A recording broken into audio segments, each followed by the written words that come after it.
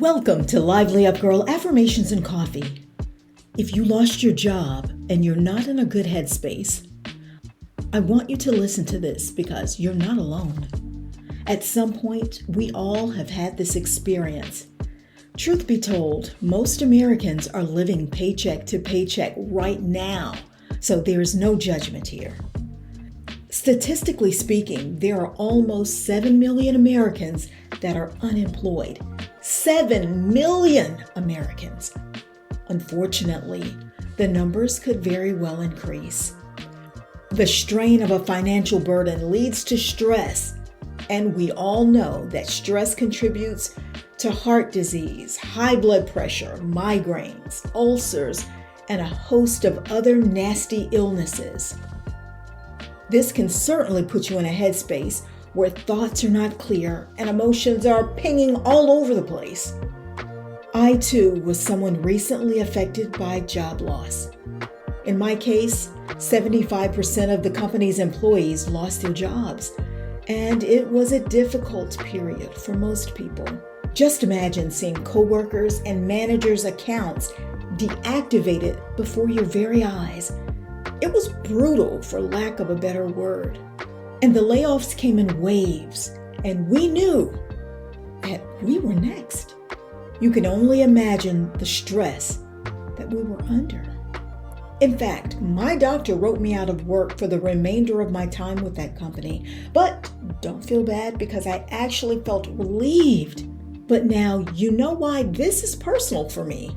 So many people define themselves by their jobs, and feeling their value as a person is based on their occupation. And when situations arise, and that job that you revered so much and was part of your identity is now gone, you feel that your value as a person is gone as well. And that's not true. So there has to be a shift in mindset. And when you're of the mindset that your job or career is what you do for a living, you need to know that you are still of value because you are measured by the contents of your character, by your morals and values, and not how you make your paycheck.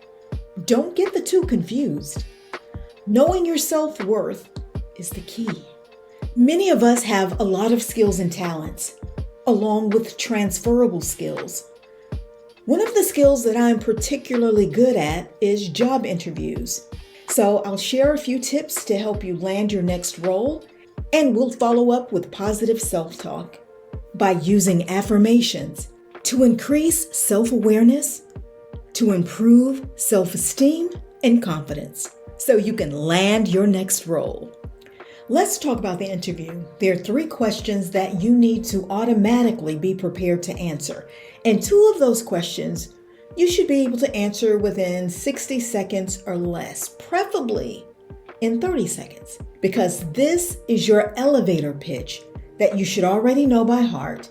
And the 3rd question takes a little research, but nothing crazy. All you need to do is go to the company's website, but we'll get into that in just a moment. Question 1, tell me about yourself, or they may phrase it like this. Let's go over your resume. This is where you use your first elevator pitch. Remember, no more than 60 seconds. What you're doing is selling yourself at this point in summary form only. This is where you can talk about the industries in which you've worked. You talk about the positions and how the skills that you've learned working in that position or previous positions has taught you transferable skills that's needed for the job that you're actually interviewing for right now. Question 2, why should I hire you?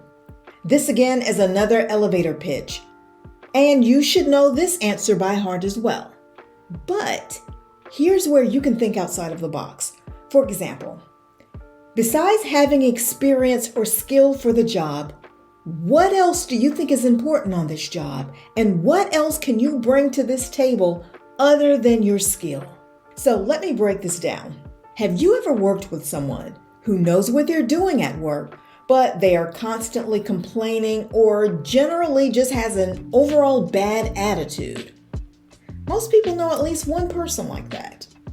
But this is where you can shine, because any new job has training. So everyone who works in that position will be trained to do the job. What you want to do is stand out. So this is the opportunity to do just that. You need to let the employer know what separates you from another person who is competing for the very same position. You have to let the interviewer know that in addition to the skills required for the job, you know and understand the importance of showing up to work on time with a great attitude and being a part of the solution and not the problem. And then you stop talking. Question 3, why do you want to work for this company? Now, this is the research question, and it's really simple. All you need to do is go on the company's website, read their core values, read their mission statement. You find 1 or 2 things that you really like and use that information in your answer. We already know that if you're looking for a job, you're looking for a new opportunity, whether you're laid off, whether you quit, whether you got fired, whatever. However, saying that you lost your job and you want to get back into the workforce, that's not a good answer. Telling the potential employer that you need money, that's not a good answer.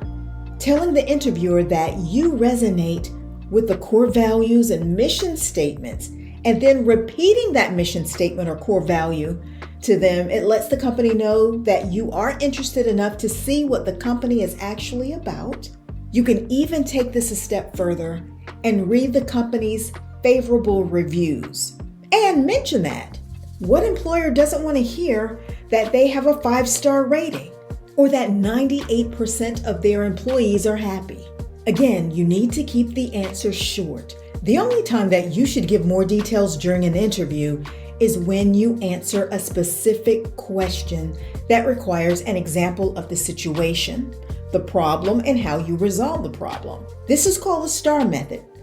Situation, task, action, and result. And you need to have at least 2 of these examples that you can reference during the interview in the event that they want 2 examples. And that question would sound something like this. How did you handle an irate customer? Or maybe even, how did you overcome an objection? Any question that is open-ended, most likely you could answer by using the STAR method.